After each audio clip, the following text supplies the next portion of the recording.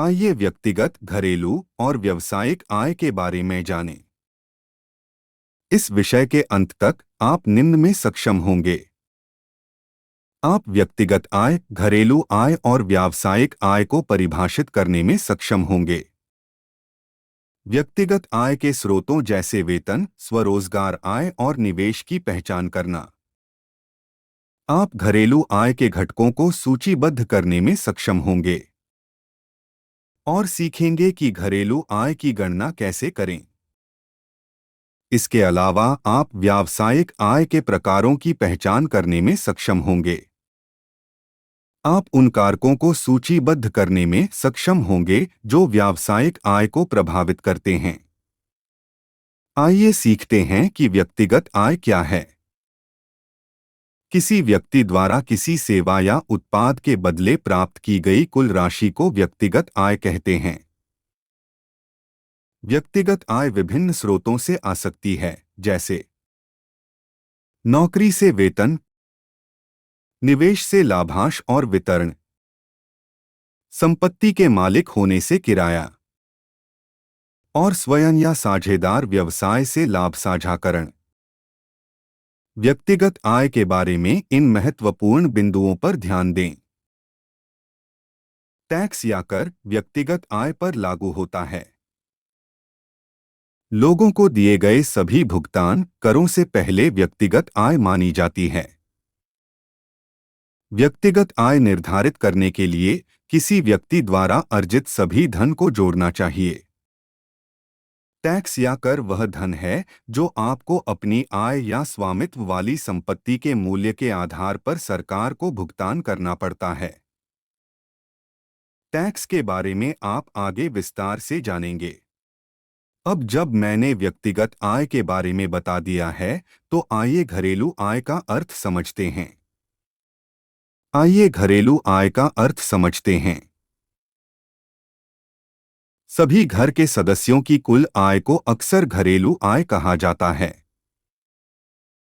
एक ही छत के नीचे परिवार के प्रत्येक सदस्य, जिसमें पति पत्नी और उनके आश्रित शामिल हैं, को घर का हिस्सा माना जाता है। भले ही सारी आय का उपयोग घर के रखरखाव के लिए नहीं किया जाता है, फिर भी यह मायने रखता है। चाहे वे संबंधित न हो, घर में रहने वाला हर व्यक्ति घरेलू आय में योगदान देता है। घरेलू आय को समझने के लिए आइए इस परिवार और उनकी आय पर नजर डालें। वर्मा परिवार एक खुशहाल संयुक्त परिवार है जिसमें निम्नलिखित सदस्य अपनी आय अर्जित करते हैं। मनोज गांव की एक फैक्ट्री में मैनेजर के रूप में काम करते हैं और प्रति माह 50,000 रुपये कमाते हैं। मोनिका एक सिलाई की दुकान की मालकिन है और प्रति माह 20,000 रुपये कमाती है।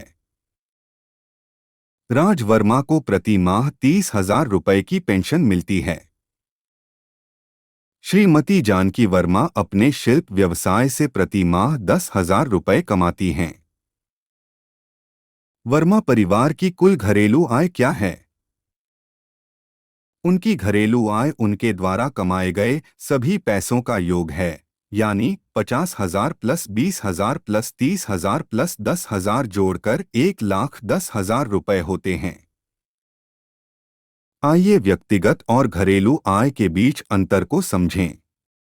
सवाल उठता है कि मोनिका की आय, उदाहरण के लिए, व्यक्तिगत या घरेलू आय है। मोनिका की 20,000 रुपये प्रति माह की आय उनकी अपनी व्यक्तिगत आय है, लेकिन चूंकि वह मनोज, राज वर्मा और श्रीमती जानकी वर्मा के साथ एक ही छत के नीचे रहती हैं, इसलिए यह वर्मा की घरेलू आय में भी योगदान देती है। इसी प्रकार मनोज, राज, श्रीमती जानकी की सभी व्यक्तिगत आय हैं, लेकिन सामूहिक रूप से वे उनकी घरेलू आय बन जाती हैं।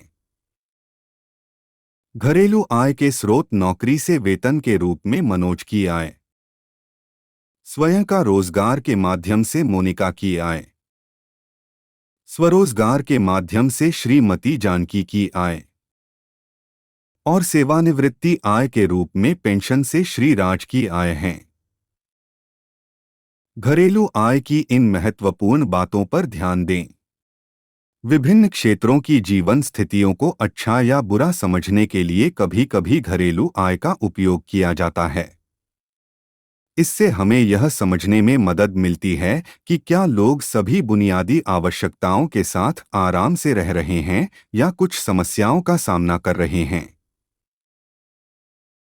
घरेलू आय की इन महत्वपूर्ण बातों पर ध्यान दें। विभिन्न क्षेत्रों की जीवन स्थितियों को अच्छा या बुरा समझने के लिए कभी-कभी घरेलू आय का उपयोग किया जाता है। इससे हमें यह समझने में मदद मिलती है कि क्या लोग सभी बुनियादी आवश्यकताओं के साथ आराम से रह रहे हैं या कुछ समस्याओं का सामना कर रहे हैं। किसी बैंक या अन्य संस्था से लोन लेने के लिए आपकी घरेलू आय की जांच की जाती है। यह सुनिश्चित करना है कि आप ऋण चुका सकें। वेतन और वेतन के अलावा इसमें स्वरोजगार आय चलाने और कमाने के लिए आपका अपना व्यवसाय, साथ ही पेंशन भी शामिल है।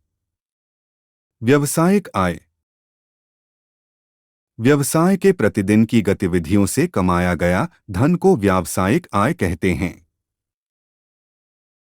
यह एक प्रकार की कमाई हुई आय है जिसे आप स्वयं कमाते हैं।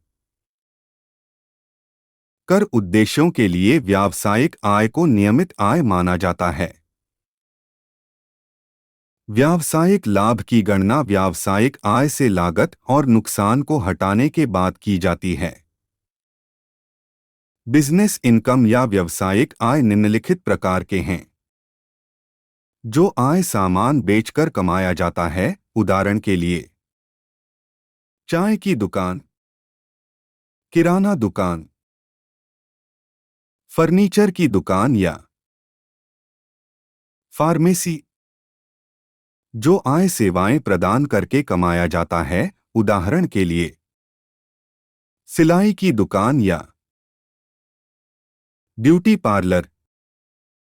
वह धन जो कोई व्यवसाय अपने निवेश से कमाता है, जैसे प्रॉपर्टी में निवेश से किराए का पैसा या मशीनरी वाहन किराए पर लेना। अब रणबीर, बिजनेस इनकम को पूरी तरह से समझने के लिए आपको उन कारकों को भी समझना होगा जिन पर यह निर्भर करती है। ओह, क्या ऐसा है रमेश भैया? कृपया मुझे इनके बारे में और बताएं। आइए हम आपकी आय की गणना के दो बहुत महत्वपूर्ण पहलुओं, सकल और शुद्ध आय के बारे में भी जानें। बिक्री से खर्च घटाने के बाद भी जो नकदी या लाभ उपलब्ध रहता है, उसे सकल आय लाभ के रूप में जाना जाता है। किसी व्यवसाय के लाभ की गणना उसकी सकल आय लाभ को देखकर की जा सकती है। सकल आय वस्तुओं सेवाओं को बनाने की लागत कम करने के बाद उन्हें बेचने से प्राप्त धन को कहा जा सकता है। उदाहरण के लिए, जब आप 1,500 रुपए की चाय और बिस्कुट बेचते हैं और बिस्कुट और चाय की पत्ती खरीदने की लागत घटाकर 700 रुपए कर देते हैं, तो आपकी सकल आय 800 रुपए होती है।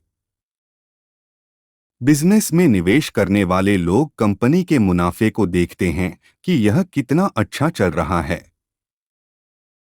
शुद्ध आय वस्तुओं सेवाओं को बनाने की कुल लागत को कम करने के बाद वस्तुओं सेवाओं को बेचने से एकत्र किया गया धन है। उदाहरण है, आप 1,500 रुपए की चाय और बेकरी आइटम बेचते हैं।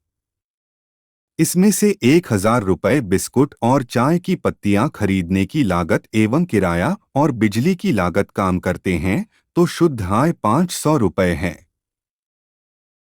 याद रखें, आपकी व्यावसायिक आय आपकी व्यक्तिगत आय नहीं है। आपको अपनी व्यक्तिगत आय को व्यावसायिक आय से अलग रखने के लिए हमेशा अपने व्यवसाय से वेतन प्राप्त करना चाहिए। अपने व्यवसाय से होने वाले लाभ को वेतन से अलग रखना चाहिए। इसका असर आपकी व्यक्तिगत आय, आप व्यवसाय से जो वेतन ले रहे हैं, से नहीं होना चाहिए। अपने व्यावसायिक चालू खाते को हमेशा अपने व्यक्तिगत बचत खाते से अलग रखें। धन्यवाद।